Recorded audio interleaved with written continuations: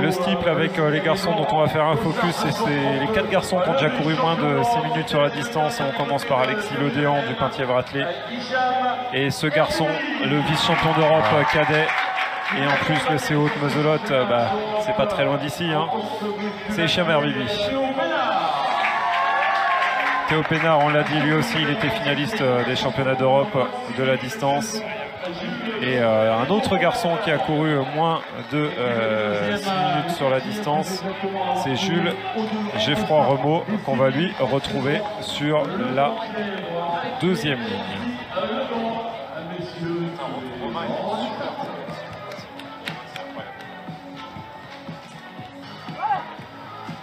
Voilà les garçons au départ, là aussi 2 lignes, même si ça va se rabattre assez rapidement. Et derrière, les 5 tours d'empoignade pour ces cadets. Qui peut battre Hicham Herbibi aujourd'hui sur la scène? Ça va être difficile de le battre, je pense qu'il est au-dessus du lot. Il est au-dessus du lot parce que c'est quelqu'un qui peut terminer très très vite, qui est capable de partir au train. Il est en plus dans une phase positive, là, il est vice-champion d'Europe. Tout est aligné pour lui. Là. Voilà, tout est aligné. Et on le retrouve là parmi les premiers de cette course. Il est en 3e position pour l'instant à la corde. Ouais, je l'ai vu sur 1 ou 2 courses. Il accélère vraiment quand il veut. Il arrive à changer de braquet assez facilement alors qu'il mesure un peu plus d'1,80 m. Ouais. C'est Adam Semar de l'EFS Reims qui est parti rapidement. Ouais. Donc c'est derrière, c'est Hicham Herbibi. Adam, c'est celui qui représentera la France au foie. Non, c'est Souleymane Bouziri, pardon. C'est l'autre concurrent de Reims. Autant pour moi. Bon, Herbibi a décidé de passer devant. Et puis il n'a pas fait mine aussi quand il a accéléré. Et le seul qui arrive à le suivre, c'est Théo Pénard. Ouais, ce que je disais tout à l'heure, il change très très vite de braquet, malgré sa taille. Ah, c'est impressionnant. Hein. Parce que là, en l'espace de 100 mètres, les 2 garçons, ils ont mis presque 7 ou 8 mètres d'écart. Ouais. Herbibi Pénard. Et derrière, c'est pour le FS Reims, on l'a dit, Souleymane Bouziri. Très probablement la patte de Farouk Madassi là derrière. Ouais. Là on a les 2 internationaux des championnats d'Europe qui sont devant. C'est ça. Qui vont même peut-être se relayer un tout petit peu. Théo Pénard en tête. Alors c'était le maillot jaune qui était recherché aujourd'hui. Lui c'est la casquette jaune qui est en tête de cette course. Alors Herbibi, quand je le regarde courir, il me fait penser un tout petit peu à Maïeddine quand il était junior. Ouais. C'était vraiment un grand par rapport aux autres. Il était longiligne. Il avait à peu près la même gestuelle. C'est impressionnant. C'est vrai que ça fait un peu penser à ça, des foulées assez amples, assez comme une impression qu'on force jamais. Maïeddine, c'est quelqu'un qui a beaucoup progressé techniquement et surtout dans le relâchement des franchissements entre junior et espoir. Ayoub Amidali, le Soudanais d'Assé Noyon en 3e position. Là, ça revient un tout petit peu. Ouais, ça ralentit dans ce 2e tour. On était passé en 1,10 au premier, on a plutôt fait une 14,50 dans le 2e. On a ralenti un peu et maintenant tout le monde est en file indienne. Voilà. Le peloton est bien étiré sur 70 mètres de peloton. Là. Et là, ils vont passer à la mi-course dans pas longtemps, au premier kilo. On va pouvoir voir si c'est parti. Ça a l'air d'être parti sur les bases de moins de 6 minutes encore. Ça. Ils ont fait une 10, une 15, donc de 25 au 800. Et maintenant, on va passer au 1000, voilà, 3 minutes. Parfait. Ces garçons qui sont réglés comme des horloges. Ce qui est intéressant, c'est de les regarder un tout petit peu, parce qu'on va dire c'est la catégorie d'âge où ils ne sont pas parfaits techniquement.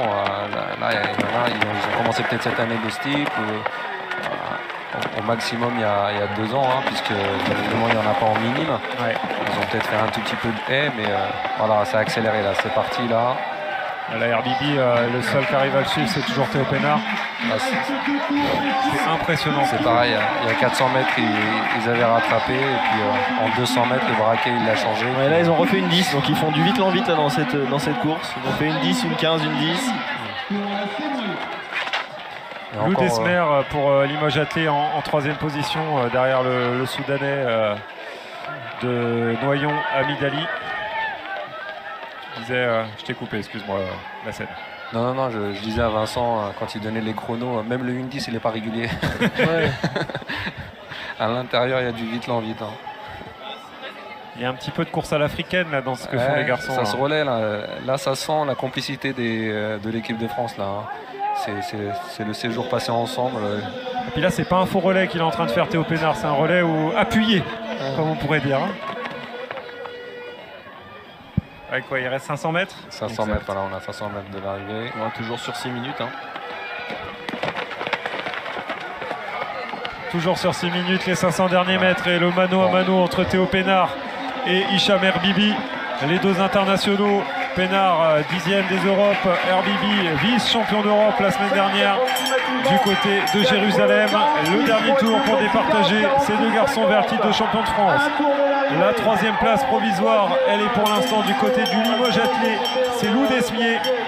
Mais on va repartir sur ce qui se passe devant parce que regardez, Théo Pénard et Hicham Herbibi toujours en tête.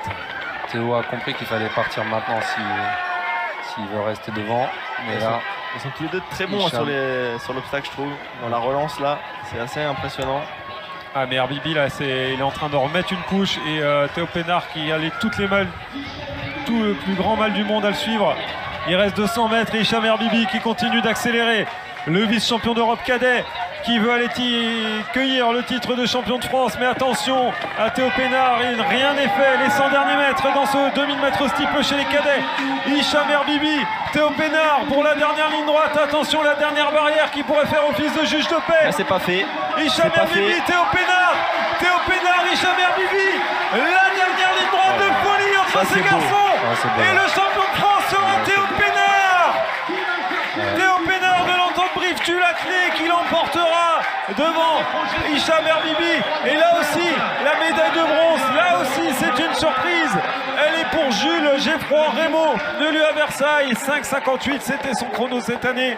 Et il est allé chercher la médaille de bronze.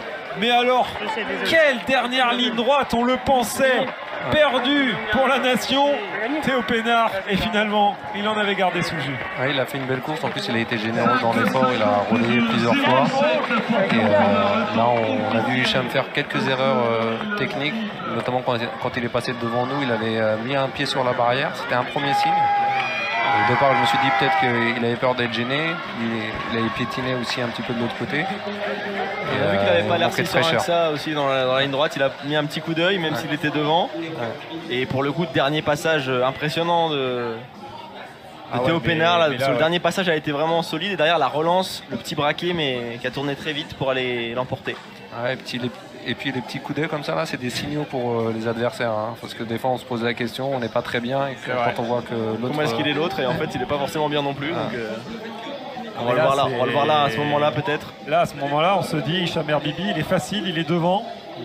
Il reste 100 mètres, mais alors là, dernière. Et là, sur la transition, là, il est très bon, Théo. Ouais. Sur la sortie de cette dernière barrière, mais alors quel sprint entre ces deux garçons! Ouais, et puis déjà, un coup d'œil en extension, ça n'existe pas normalement. Ouais, biomécaniquement, c'est pas ouf. Hein. Je crois que c'est pas terrible. Mais alors, quelle dernière ligne droite, Théo Pénard qui est allé chercher le titre de champion de France cadet du 2000 steeple devant le vice-champion d'Europe de la discipline, Hicham Herbibi. C'est vous dire la performance majuscule du sociétaire Le Entente Brive Tulathlé, le médaillé de bronze Jules Geoffroy Rémaux. Alexis Ledé en sera 4e. Ce sont les 4 garçons qu'on vous avait annoncés comme favoris au départ. Ils ont tenu leur rang. Beau steeple. Ah ouais, c'était une très belle course de steeple, vraiment. Il reste encore 2 courses dans ce championnat de France, la première journée en tout cas des championnats de France cadet junior. Les 2 dernières courses de cette journée, sachant que les concours de qualification du triple se sont terminés. Avec